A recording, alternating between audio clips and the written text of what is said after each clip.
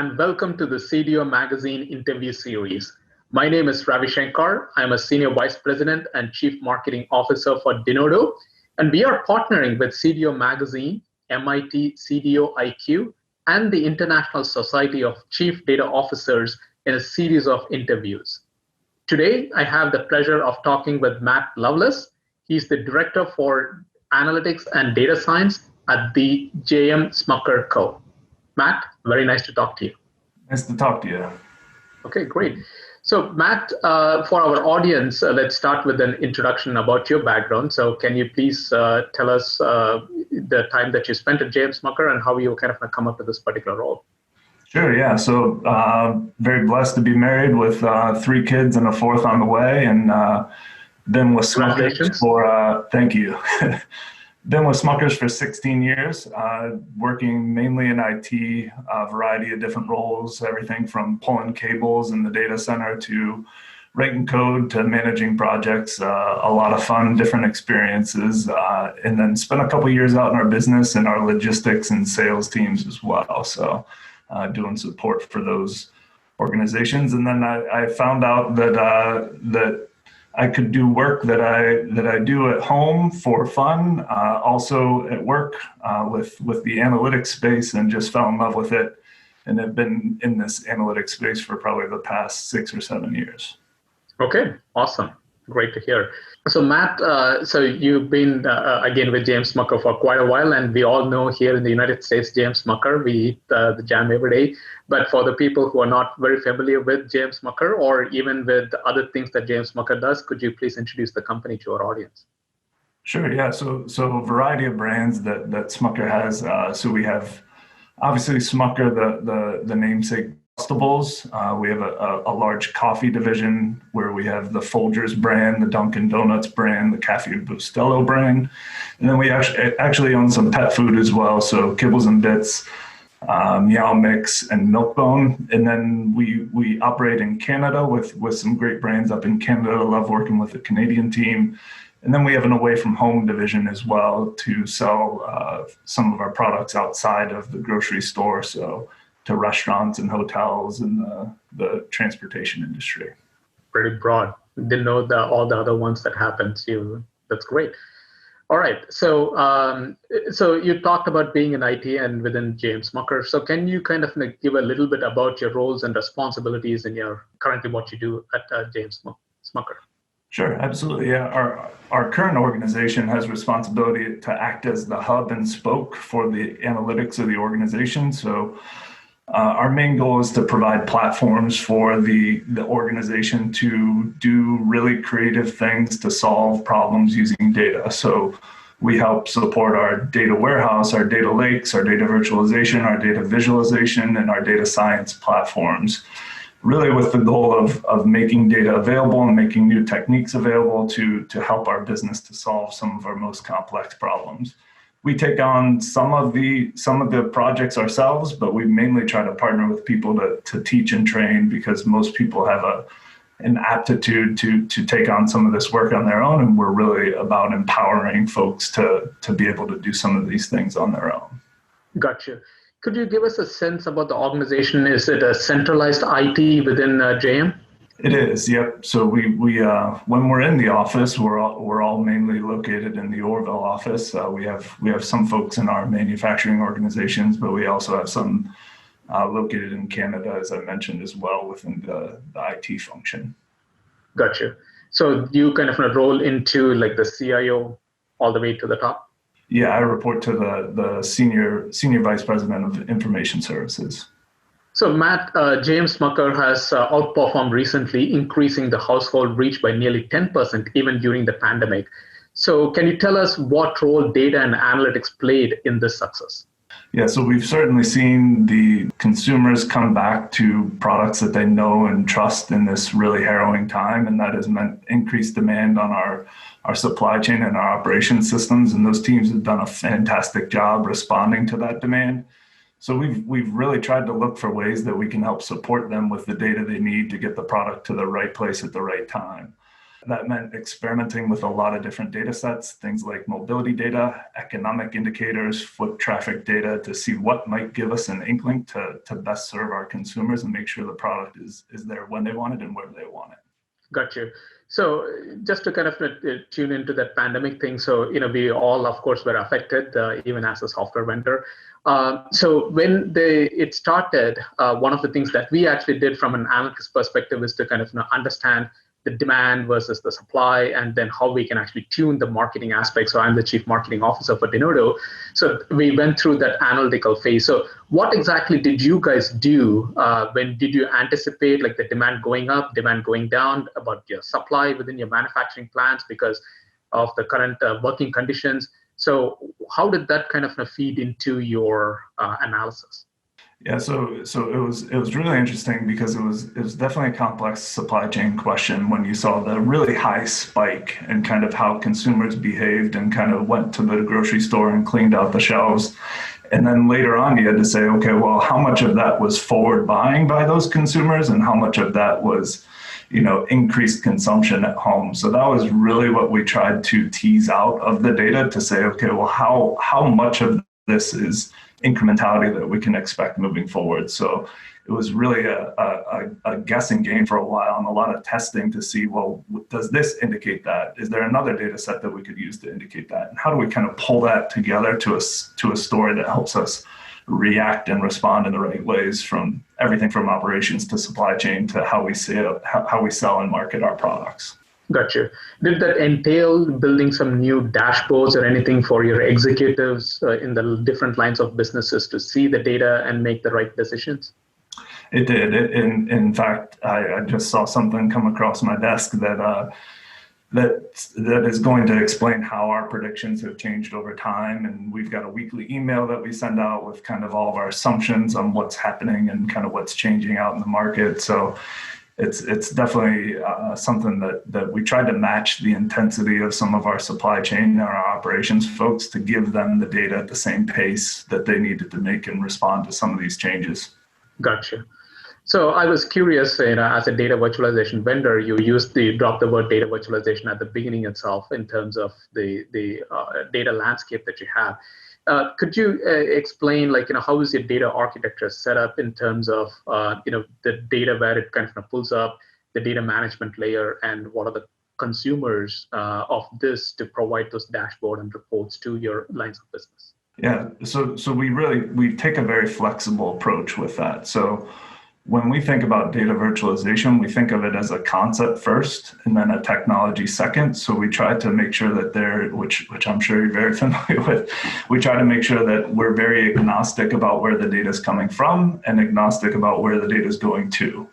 So we try to have a centralized governed data layer, but that doesn't mean that the data can't skip those layers. And in cases of experimentation, it doesn't mean that we can't have different people building things in our visualization layer that we then try to stand up and make a little more secure and a little more well-governed when we pull them into the virtualization layer. And then kind of we have hardening steps below that where we'll pull it into a data lake or a data warehouse or whatever the need may be to try to get the optimal solution for each of the problems that we're trying to tackle. So it's always a balance of scalability and agility, and we try to make sure that the solutions are matching each of the problems that we're faced with. Okay, that's awesome.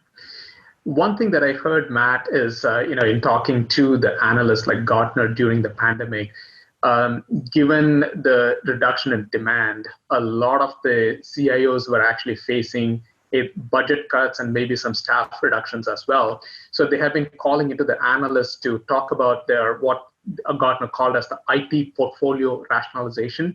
So, given my fixed amount of money, fixed amount of staff, where should I basically focus in terms of the technology landscape?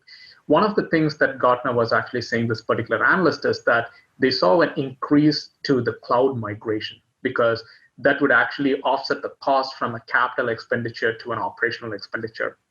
So I'm kind of curious, did cloud play a a role at JM Smucker, and how did that kind of accelerate during the pandemic? So maybe you can talk a little bit about your cloud journey.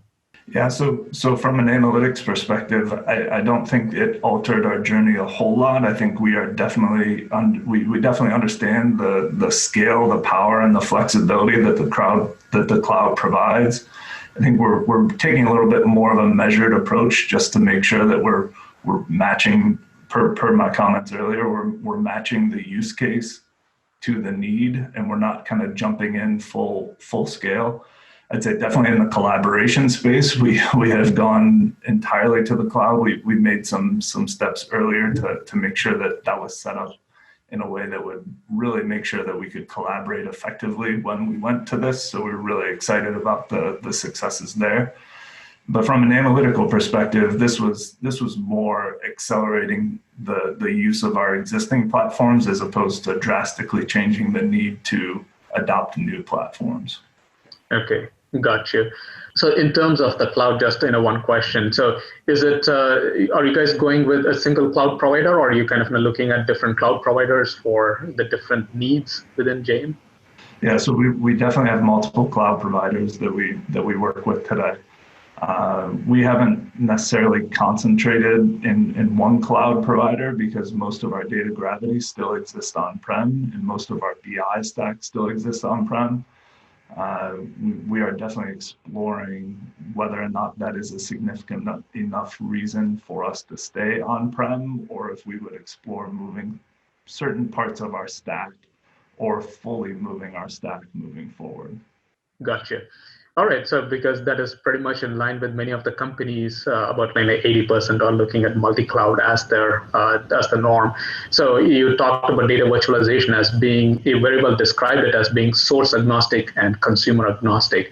So I think by having your sources on the on-prem, some of them, and migrating to the cloud, probably that provides the abstraction that you need so that your business users don't care about where the data is actually coming from. Is that correct? Absolutely. I think at the end of the day, if the use case matches the speed that they need, they don't really care where it's coming from. They just want the answer and they want it fast. So I think as long as we can provide a way to do that, regardless of the complexity behind the scenes, in a way that makes it easy for them to consume and easy for them to kind of use their creative problem solving skills using data, I think that's what we tend to focus on. And data virtualization certainly helps with that process. Gotcha. All right. So we talked quite a lot about the analytics, which is one half of your title. You had data science as the other one. So I'm kind of curious what you guys are doing from a data science perspective, and then how many people are kind of working on doing this, and how that kind of complements the analytics that you do. Yeah, so we've being the enterprise hub, we certainly have use cases all across the organization. So we've got some within our operations space where we're integrating machine learning algorithms with our manufacturing lines. We've got some use cases within our supply chain. So our commodities analysis are using things with using machine learning techniques, using a lot of other types of models to try to help that team. And then, like I mentioned, what kind of reaction to the pandemic, how can we use some advanced modeling techniques to help get out ahead of what's coming from a demand perspective, given the number of data streams that we have coming in, and really helping to evaluate which data sources are good and which data sources are not good. Because I think a lot of what's happening right now within the data science space is, hey, can I even trust this data as an input to my machine learning model? Because the world has changed so much. A lot of this predictive and prescriptive analytics relies on consistent data for in some cases many years. Well, do we have describes what our world is going to look like moving forward? Will it get back to normal? Will it be slightly different than normal? How will it be different than normal? I think those are the things that really make you be cautious when you're doing some of these advanced techniques with data science. Gotcha. All right. There was a recent report that I saw from Gartner, which very well laid out. They're very good for their 2x2 matrix. So they had like known data, unknown data on one of the axes, and known questions and unknown questions on the other axis. And they said, if you know your data, know your questions, it is analytics, which is data warehouse. If you don't know your data, you don't know your questions, that's basically data science. So you basically let your data scientists go crazy on the data to find out what questions to even ask. Is that your experience too, Matt?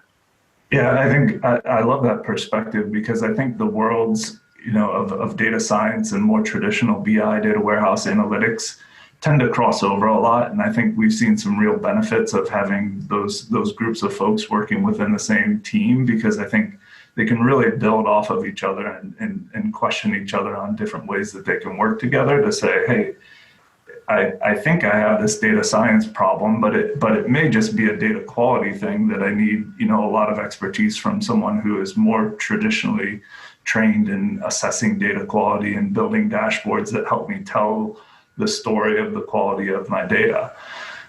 They can work really well with someone who can model the data and kind of get something that's more predictive or prescriptive. So I think there is very rarely a situation where we have a fine line that says, well, this is a data science problem and this is more of a traditional problem. We see that they tend to kind of intermix and then need each other to build the effective tools that help drive the organization. That makes sense. So do the people from an organization and the roles perspective distinct from data science and analytics, or there are some who are kind of blended in the sense they do analytics and data science as well? Most of our folks have specialized skill sets. We certainly encourage folks to grow their skill sets deep, but we also encourage them to kind of grow wide skill sets as well. So we like to say T-shaped skill sets, so very deep in one area of expertise, but the ability to reach out and cover other areas of expertise as well, which really kind of lends itself work a more agile mindset and kind of how we go to work, because we're not necessarily saying, hey, there are specific things that each team needs to do and then specific handoffs that need to happen. We're all working toward the same goal, and let's make sure that we're jumping in on any problem that we can. Okay, that's great. And just one last question. So in terms of people who are listening in, some other CDOs and others to this particular recording. So what would you actually say in terms of recommendations? What are the guidance that you would give in terms of things that you have learned at James Smucker, and what is it that they should probably focus on? Yeah, I think, from a data and analytics perspective, I really firmly believe that the leaders of our world are going to be adept at using data and analytics to solve problems moving forward. So I would encourage people to continue to grow their people and their leadership skills, not just their technical and their business skills, but also everyone in this space has a real capacity to lead. So I'm passionate about developing that within our team members. And I would love for everybody to kind of invest in everybody in their teams to say, hey, you have the potential to lead in the world, not just at this company, not just in your community, but in the world. How can we invest in you to make sure that you're better situated to make a difference in the world? Okay, well, that's a very nice recommendation. And so that brings us to the end of this particular session. Thank you very much, Matt. It was a great talking to you today. Absolutely, great to talk with you. All right, so please visit the cdomagazine.tech for additional interviews.